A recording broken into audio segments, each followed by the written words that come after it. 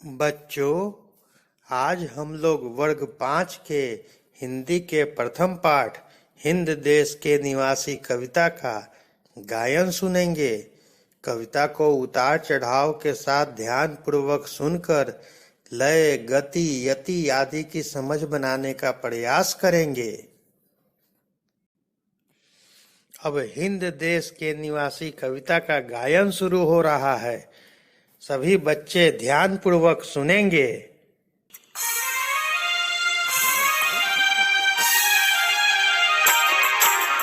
हिंद देश के निवासी सभी जन एक हैं, रंग रूप वेश भाषा चाहे अनेक हैं।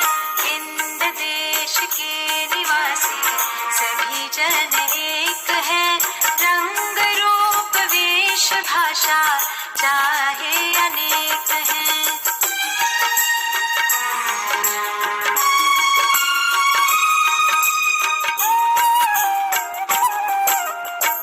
बेला गुलाब जूही चंपा चमेली, बेला गुलाब जूही चंपा चमेली, प्यारे प्यारे फूल गूंथे माला में एक हैं, प्यारे प्यारे फूल गूंथे माला में एक हैं।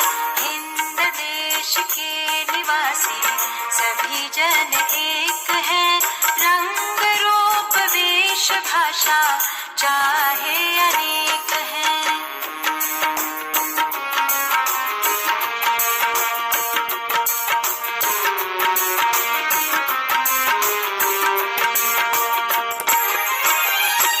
कोयल की कूक न्यारी, पपीहे की टेर प्यारी, कोयल की कूक न्यारी, पपीहे की टेर प्यारी, गा रही तराना बुलबुल राग मगर एक है, गा रही तराना बुलबुल राग मगर एक है।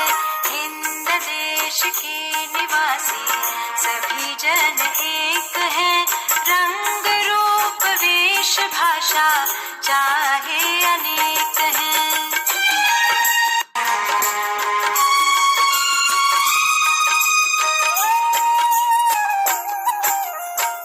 गंगा जमुना ब्रह्मपुत्र कृष्णा कावेरी, गंगा जमुना ब्रह्मपुत्र कृष्णा कावेरी, जाके मिल गई सागर में हुई सब एक हैं, जाके मिल गई सागर में हुई सब एक हैं।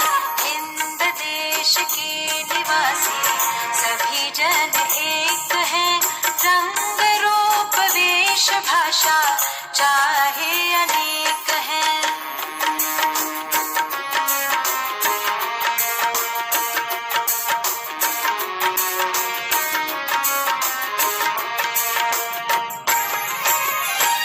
धर्म है अनेक जिनका सार वही है, धर्म है अनेक जिनका सार वही है, पंथ है निराले सबकी मंजिल तो एक है, पंथ है निराले सबकी मंजिल तो एक है।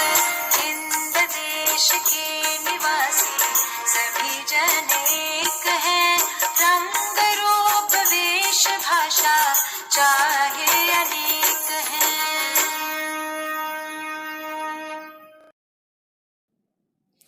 वाह, हम लोगों ने काफी अच्छी तरह से इस कविता को सुना। अब आप लोग कविता को सुनने के साथ समझ भी सकें, इसके लिए मैं कविता में आए कठिन शब्दों के अर्थ बोर्ड पर लिख देता हूँ।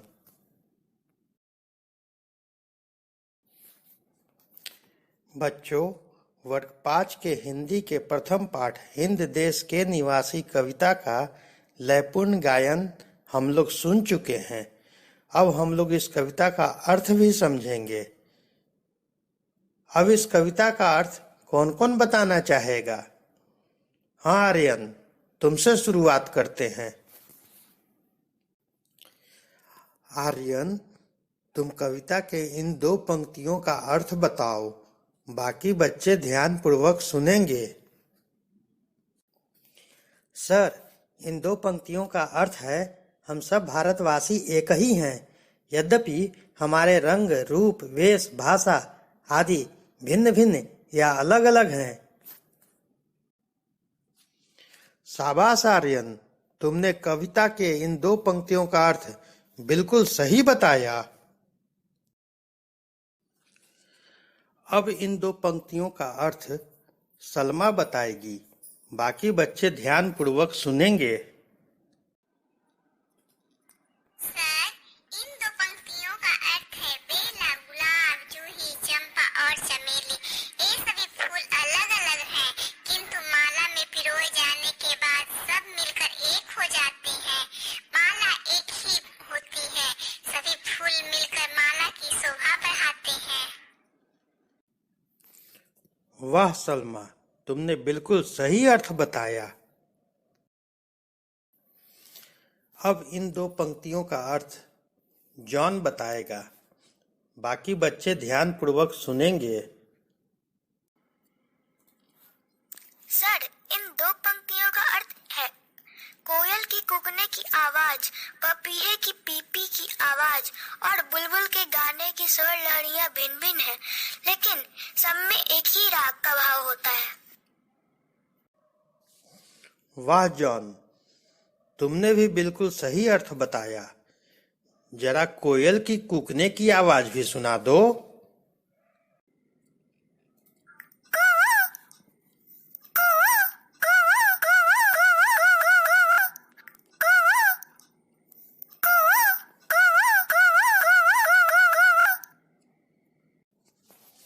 वाह जॉन, वाह। अब इन 2 पंक्तियों का अर्थ सतपाल बताएगा, बाकी बच्चे ध्यानपूर्वक सुनेंगे। सर, इन 2 पंक्तियों का अर्थ है, गंगा, यमुना, ब्रह्मपुत्र, कृष्णा, कावेरी आदि नदियां अलग अलग बहती हैं, किंतु अंत में जाकर सागर में मिलती हैं और एक हो जाती हैं। वाह सतपाल, बिल्कुल सही। अब इन अंतिम 2 पंक्तियों का अर्थ मीना बताएगी, बाकी बच्चे ध्यानपूर्वक सुनेंगे। सर, इन 2 पंक्तियों का अर्थ है, हमारे देश में अनेक धर्मों के मानने वाले लोग हैं, किंतु सभी धर्मों का सार, सभी धर्मों की शिक्षा एक ही है। अलग अलग धर्मों के मानने वाले लोगों का तरीका, रास्ता भले ही अलग अलग हो, किंतु सबकी मंजिल, भावना एक ही होती है। वाह मीना, तुमने बिल्कुल सही कहा। अलग अलग धर्मों के मानने वाले लोगों की मंजिल और भावना एक ही होती है, अतः सभी धर्मों के मानने वाले लोगों को मिलजुल कर रहना चाहिए।